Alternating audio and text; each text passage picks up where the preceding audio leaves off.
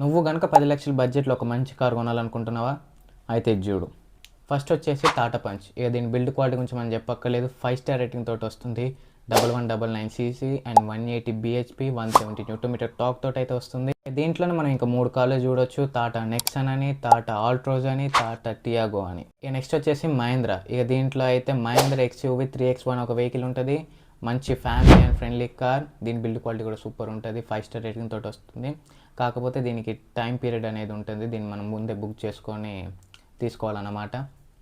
ఇక హోండాలో వచ్చేసి Honda Exter and venue and I20 కూడా ఉంటుంది. అండ్ ఇక నీ ప్రిఫరెన్స్ని బట్టి నీకు ఏం నచ్చిందో అది నువ్వు తీసుకోవచ్చు. కియాలో వచ్చేసి సోనెట్ అని ఒక వెహికల్ ఉంటుంది. ఇది కూడా మనకి 118 బీహెచ్‌పీ తోటి వస్తుంది. 225 న్యూటన్ మీటర్ టార్క్ తోటి వస్తుంది. నాకు మంచి రోడ్ ప్రెజెన్స్ కావాలి 10,00,000 అయితేనేమో నిసాన్లో ఒక కార్ ఉంది. అదే నిసాన్ మ్యాగ్నెట్. ఒకవైపు ఒకసారి దాన్ని కూడా ఒకసారి చూసి ఇక మన ఇండియన్ ఫ్యామిలీ కార్ అనగానే గుర్తొచ్చేది సుజుకి, మారుతి సుజుకి.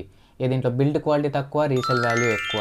సో దీంట్లో కూడా 10,00,000 బడ్జెట్లో చాలా కార్స్ ఉంటాయి. మారుతి సుజుకి స్విఫ్ట్ అని, స్విఫ్ట్ డిజైర్ అని, బెలెనో, ఫ్రోనెక్స్ ఇంకా చాలా ఉంటాయి. వీటి వైపు కూడా మీరు తీసుకోవాలన్నా ద బెస్ట్ ఫ్యామిలీ కార్స్ అనొచ్చు. కాకపోతే రేటింగ్ నువ్వు కనుక ఏం తీసుకుంటారో 10,00,000 బడ్జెట్లో అంటే మాత్రం నేనైతే తీసుకునేది స్కోడా కైలాక్. ఇది చాలా బాగుంటుంది. స్కోడా కైలాక్ ద బెస్ట్ అని చెప్పొచ్చు. నేనైతే దీని వైపు అయితే వెళ్తాను.